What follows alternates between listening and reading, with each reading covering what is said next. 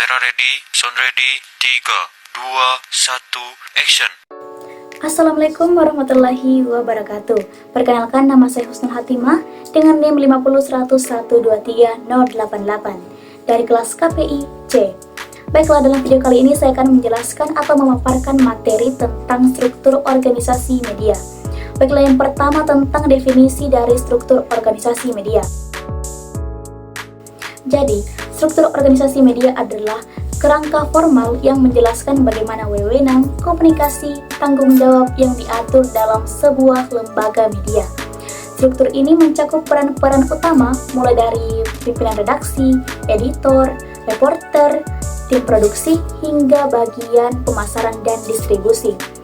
Dengan secara tersusun atau secara teratur, lembaga media dapat bekerja secara efisien, koordinatif, dan responsif terhadap perubahan industri dan kebutuhan audiens. Supaya pembahasan kita lebih lengkap, mari kita mengenal tentang unsur-unsur dan jenis-jenis dari struktur organisasi media sebagai berikut. Yang pertama, Dewan Direksi atau pemilik media. Mereka adalah pengambil keputusan tertinggi. Tugasnya menentukan visi, misi, dan arah perusahaan supaya tetap sehat dan dipercaya publik. Kedua, ada CEO atau Direktur Utama. CEO memimpin semua divisi, mengubah visi menjadi rencana nyata, dan memastikan target perusahaan tercapai. Ketiga, Divisi Redaksi. Bagian ini mengatur isi media. Ada pemimpin redaksi yang mengarahkan kebijakan editorial.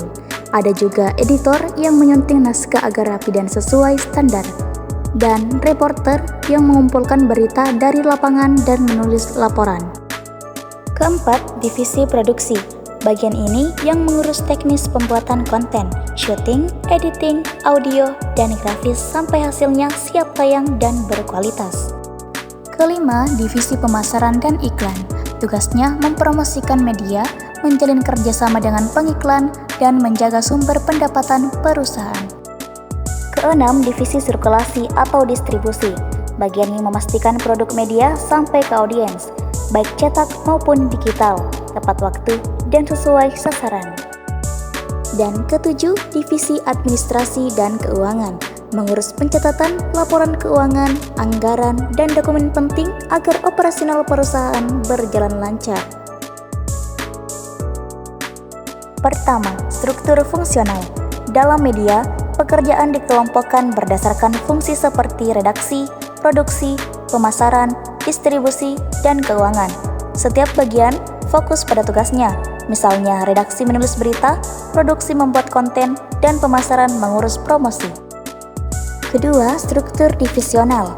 Media dibagi menjadi beberapa divisi sesuai produk atau platform, misalnya divisi koran, divisi TV, dan divisi media online. Masing-masing dipimpin manajer yang mengatur kegiatan redaksi, produksi, dan pemasaran khusus untuk divisi tersebut. Dan ketiga, struktur matriks. Menggabungkan tim dari berbagai divisi untuk proyek tertentu, misalnya membuat liputan khusus atau program baru. Reporter, editor, dan tim produksi dari divisi berbeda bisa bekerja bersama, sehingga menghasilkan konten yang lebih kreatif dan terkoordinasi. Itulah tadi penjelasan tentang definisi unsur-unsur dan jenis-jenis dari struktur organisasi media. Terima kasih telah belajar bersama dengan saya kali ini. Sekian dari saya. Wassalamualaikum warahmatullahi wabarakatuh.